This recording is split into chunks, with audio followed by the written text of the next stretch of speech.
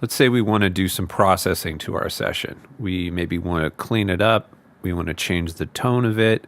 We want to add reverb to it or delay to give it a little bit of polish.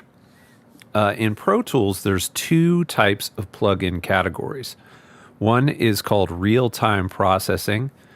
In Pro Tools, this is provided by AAX plugins. So this could be either done with native processing, your computer's own processing, or through DSP cards inside of Pro Tools, which we'll cover in the 110 book.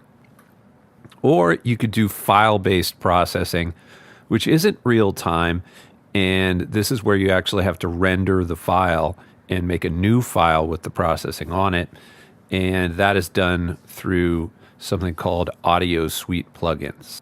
So with real-time plugins, these can be done using two different methods. One is called serial processing, which means you put the plugin directly onto the track using something called an insert. An insert is an audio patch point that can place a signal processor directly into the signal path. Or you could do things in what's called a parallel mode. Parallel mode using something called auxiliary send. So the auxiliary send creates a copy of the signal and then allows you to turn up as much as you want, sort of a wet and dry. A send is a signal path carrying the mix out to parallel processing. This is usually used for reverbs and delays.